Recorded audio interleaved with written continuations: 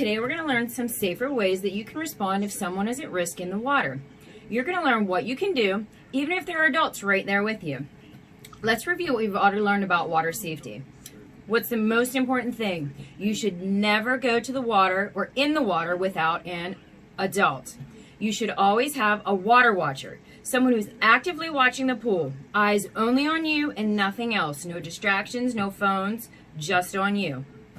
You should always use your life jacket in any body of water and not inflatable toys, devices, rafts, water wings, or puddle jumpers. They're not as safe as your life jacket. We also learned to see and avoid risks around the water to be safer. So let's say you're at the pool and someone falls in the water. What do you think you should do? Should you jump in after them? Never! You never, ever, ever go in the water after someone. Why? Because it's incredibly dangerous and it puts you both at risk. So what do you do if someone falls in? Reach or throw, don't go. Okay, repeat after me. Reach or throw, don't go. So what does this mean? Let's take a look at these pictures on this page and see what these kids are doing. Okay, so here's our buddy Gilbert Guppy with our safer response. Let's look at this first picture. Okay, do you see he's reaching something out to pull the other person in? Not going in the water. Here, they're throwing out the life preserver. Okay, they're not going in. Here, we are reaching. See? Not going in, they're pulling them in, they're reaching. Here, we are throwing something to someone. And again, here we are reaching with an object. Okay? We see all those? So when it is possible, you always want to throw an object first, okay? Like in these pictures here where they're throwing something, you always want to do that first because that's the safer way to help. You only want to reach if there's nothing to throw and the person is really close to the edge. Look at these pictures. See how they're close? These guys that are reaching, they're not very far away, okay? When you reach, you need to be anchored. What does this mean? It means that you are down and or holding on to something so that you can't be pulled in. So here, if you look very closely, do you see the little boy holding on to the tree? Okay. And here, down here on this one, she's laying on her stomach and holding on to the deck. Okay. This way you can't be pulled in with the other person. Okay. It's very, very important. We never go in the water after someone, even though they need your help, okay? This only puts both of you in danger. Now we're going to look at some rescue equipment, okay?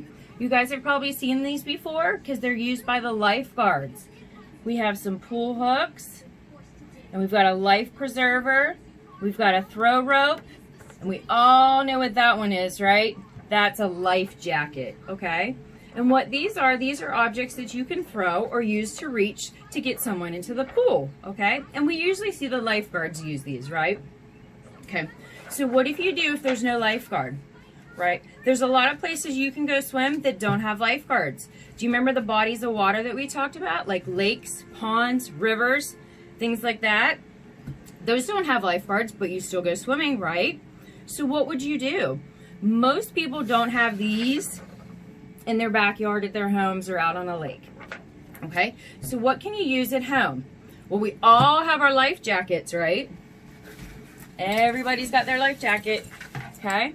So if you're not wearing it, you could take your life jacket and throw it to somebody, okay? And then they can grab onto it and hold on to it because it floats. You can throw pretty much anything that floats to someone. Very important when you throw objects, don't hit them in the head. You hit somebody in the head, they're going to go under, right? Okay, so when you throw it, you toss it nice and easy.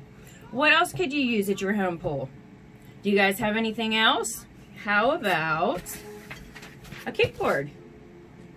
Okay, you probably don't have ones that look like this. You probably have like the big long ones, and they're cool, and they look like a shark or pretty colors. But any kind of kickboard, you could throw it out to them, and they could grab onto it like this. And they can hold on to it and float because you're not going in the water after them, right? Okay. What about a noodle? Almost everybody's got noodles at home, right? So you can take your noodle and you can throw it into the pool and they can grab it and hold on to it. Or you can take a noodle and you can reach, okay? Either one. The thing with the noodle, though, you have to make sure that you're anchored and you're holding on to something so that person doesn't pull you back in. Okay? Again, remember, we never ever go in the water to get someone. It is not safe. Finally, remember and tell me, what are the 3 things you need to know when someone is at risk in the water? Do you guys remember?